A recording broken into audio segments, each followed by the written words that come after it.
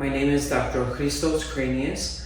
I have a background in infectious disease and epidemiology, and I have chosen to practice as a medical doctor in the field of obstetrics and gynecology.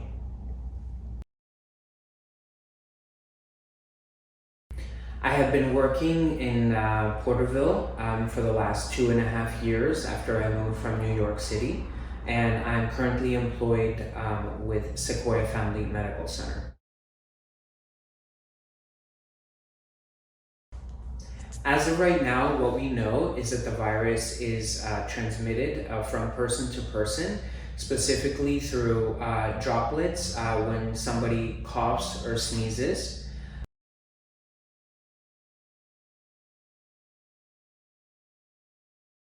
The virus can be transmitted through inanimate objects and surfaces such as tabletops, counters, chairs, doorknobs, and even floors. Regular symptoms of what you would feel when you would have, let's say, the flu or the common cold. You can have a cough. Specifically right now, we're looking at a fever of 100.4 degrees Fahrenheit are some of the symptoms, along with some shortness of breath. When pregnant women are getting infected, that we can also have an additional symptom that's diarrhea or GI upset, where we could have possibly some vomiting sometimes, and this has been seen more with pregnant women.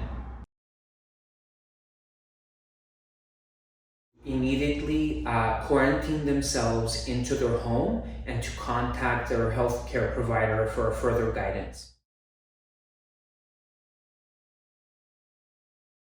If you are experiencing symptoms of a cough and a fever and severe shortness of breath, severe would mean if we're not able to have a conversation with somebody and we are short of breath and you need to seek medical attention to an emergency room of your local hospital.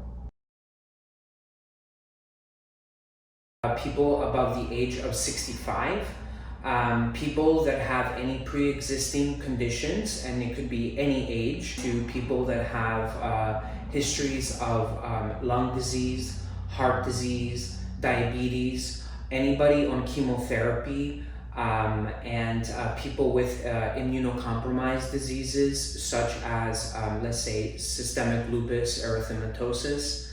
And also in this category, we want to stress out that pregnant women, due to their low immunity, are also more at risk.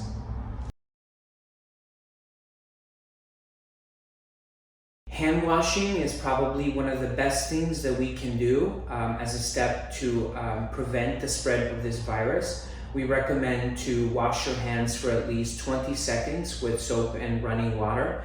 If water is not available, let's say in an office setting or in your car, to use hand sanitizer quite frequently. The key message here regarding social distancing is basically staying at home as much as possible and to only leave your home if it's absolutely necessary. Perhaps you are mandated to go to work, just like us healthcare providers, going to the grocery store to pick up food, going to the pharmacy, or if you need to seek medical care. Even in our home, we should try to practice as much as possible social distancing from our own family members, especially the elderly.